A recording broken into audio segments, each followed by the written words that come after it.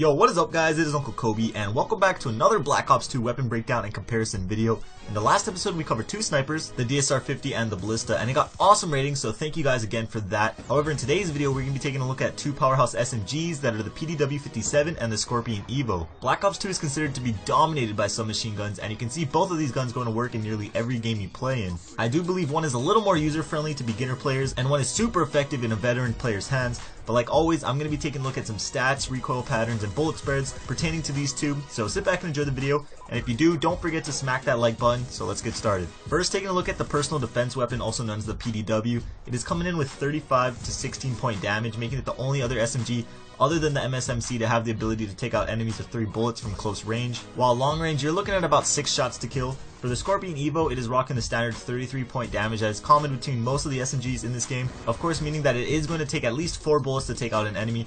Its long range damage is slightly better at 18 points, but those 2 points really won't make a difference 99% of the time, so I wouldn't really worry about that. Taking a look at the fire rate, I'm sure most of you know that the Scorpion shoots ridiculously fast at around 1100 rounds per minute, give or take about 20 rounds, which makes this weapon the fastest shooting gun in the game. Up close, this gun seems like it instantly kills enemies because how fast it shoots, but it also makes it much harder to handle in long range gunfights. The PDW, however, comes in at an average 720 rounds per minute, which is much easier to handle at all distances, but if you do end up face to face with the Scorpion, you most likely will get mowed down instantly, unless of course you're a host, which means you're unstoppable. But moving on, what makes the PDW so effective is its massive 50 bullet magazine. This gun can easily be compared to the P90. It even has that signature flat looking magazine. By slapping on an extended clip, you're looking at about 67 bullets at your disposal, which is starting to get up there at the LMG's range. The Scorpion has a rather small magazine at 32 bullets, and when paired with its insanely fast rate of fire, you're going to be running out of bullets fairly quickly, so you're going to want to make sure you're hitting the target as much as possible. With extended clips, you're going to have 43 bullets, which is still smaller than the PDW standard clip, so as you can see, the magazine on the PDW is just really one of a kind. However, with that large clip, the PDW also has the slowest reload time at about 3 seconds, while the Scorpion reloads at little under 2 seconds, which is a little below average. So even though the PDW has a terribly long reload time, the 50 round magazine easily compensates for it. Now, taking a look at the recoil patterns for these two weapons, which as you all know has been updated slightly in that recent patch, the PDW has more of a gradual left to right horizontal recoil, while the Scorpion has a straight up and down vertical recoil. Typically, straight up and down recoils are fairly easy to handle with some practice. The AK-47 in past Call of Duties is a perfect example of this.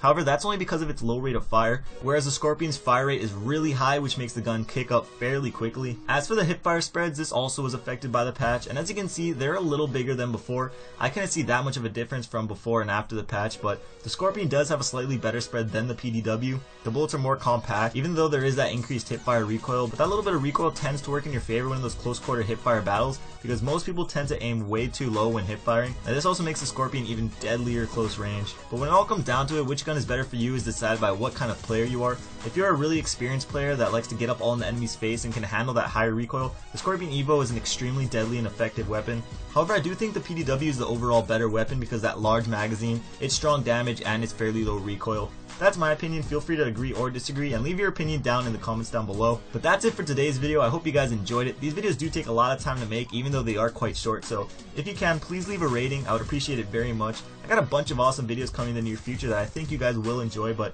again, thank you guys for watching. Check out yesterday's video on the left if you haven't seen it. I show you a pretty helpful trick to survive and destroy hunter-killer drones, and on the right I explain a new game mode coming to you in Black Ops 2, so hopefully you guys are having a great day. This is Uncle Kobe, and I'll see you guys later. Peace.